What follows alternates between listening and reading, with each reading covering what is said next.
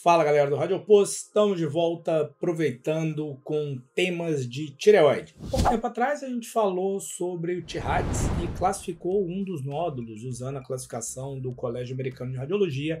Hoje a gente vai abordar um tema que durante a minha residência de rádio, que foi feita depois de eu ter feito medicina nuclear, era um tema que me chamava a atenção porque o radiologista, muitas vezes, o residente, ele está muito acostumado a fazer ultrassom tireoide, entende bastante de detecção, por vezes usa bem a classificação de TIRADS, mas às vezes ele entende pouco da doença e isso gera um pouco, ele poderia gerar mais valor para o paciente se ele entendesse um pouco mais, tanto quanto o médico nuclear, que acaba tratando esses pacientes com radiodo muitas vezes, né? Então hoje a gente vai abordar aqui neoplasia de tireoide, do ponto de vista um pouco mais amplo do que só um nódulo. Obviamente a gente não tem o intuito de exaurir esse tema, que ia demandar bastante tempo, e a gente vai gravar esse vídeo para você ter um entendimento relativamente bom em pouco tempo.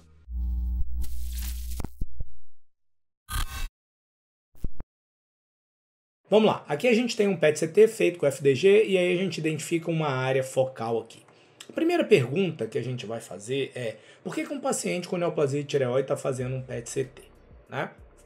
Tem algumas situações que o PET-CT é uma boa ferramenta para a gente avaliar os pacientes com câncer de tireoide. A principal avaliação, a principal indicação é quando a gente tem pacientes que já foram tratados e que estão apresentando alterações no exame de sangue. Geralmente essas alterações estão relacionadas a aumento da tireoglobulina ou eventualmente aumento do anticorpo anti-tireoglobulina. Veja, vou repetir, num cenário depois da cirurgia. Então, para a gente não ficar perdido, first things first. Primeiro, o básico. Neoplasia de tireoide, em quem acontece? É bem mais comum em mulheres do que homens. O aspecto de imagem, geralmente, principalmente por causa do advento e da distribuição do ultrassom de forma mais global, geralmente a neoplasia ela é caracterizada por um nódulo tireoidiano. E aí eu faço um parênteses aqui porque eu sei que tem muito paciente que assiste o canal. A maioria dos nódulos tireoidianos é benigno. Nódulo tireoidiano não é igual a câncer de tireoide. Esse é um ponto muito importante. Uma parcela desses nódulos vai ser maligna. Então, fica aqui o disclaimer, não tome decisão para se tratar sozinho. Volte no seu médico com o resultado do exame. Isto posto, como é que a gente maneja esses nódulos? Tem algumas classificações. Tem a classificação da ATA, tem a classificação TIRADS, que, no meu entendimento, é a que está mais bem disseminada no meio radiológico, porque ela é relativamente mais fácil de fazer, ela é prática, ela tem uma boa correlação entre médicos diferentes. Quando esses nódulos eles apresentam características suspeitas e são puncionados, o padrão histopatológico mais comum é o tipo papilífero. Esses pacientes geralmente são abordados com cirurgia, na maioria das vezes opta-se pela tireoidectomia total, e a depender de histopatológico, envolvimento ou não de linfonodos, a gente pode decidir por fazer um complemento dessa cirurgia com a radioterapia, que poderia ser o tema até de uma outra aula para a gente ampliar. Basicamente é um tratamento realizado com iodo radioativo pelo médico nuclear, extremamente seguro, que serve para a gente complementar alguns pacientes depois da cirurgia. Depois disso, o paciente ele é seguido, né, por ultrassom cervical e análise dos exames de sangue. Os mais importantes aí são a tireoglobulina e o anticorpo anti-tireoglobulina. Nesse caso, que a gente vai apresentar agora, o paciente já passou por alguns procedimentos. Vamos dar uma olhada. Esse paciente passou por uma tireoidectomia, então estamos olhando aqui a tomografia, o componente tomográfico do PET-CT, a gente tem a traqueia, carótidas. No leito da tireoide, a gente vê que não tem nenhuma lesão residual, então a tireoidectomia foi total. E à medida que a gente vai adentrando o mediastino, a gente identifica um nódulo com uma calcificação central. E aí é interessante porque esse nódulo está aderido a estruturas vasculares importantes.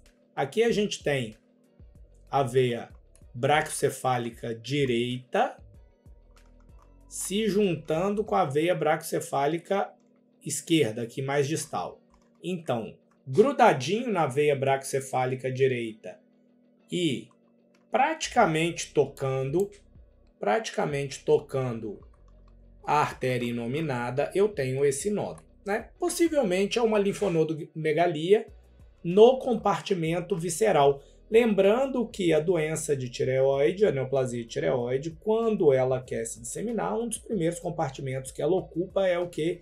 Compartimento visceral. Então você vai fazer o ultrassom, um paciente com segmento de neoplasia de tireoide ou com suspeita de recidiva de neoplasia de tireoide, quando você chegar aqui no leito tireoidiano, aqui perto da fúrcula, dá uma basculada para baixo para você olhar a transição dos compartimentos cervicais 6 e 7.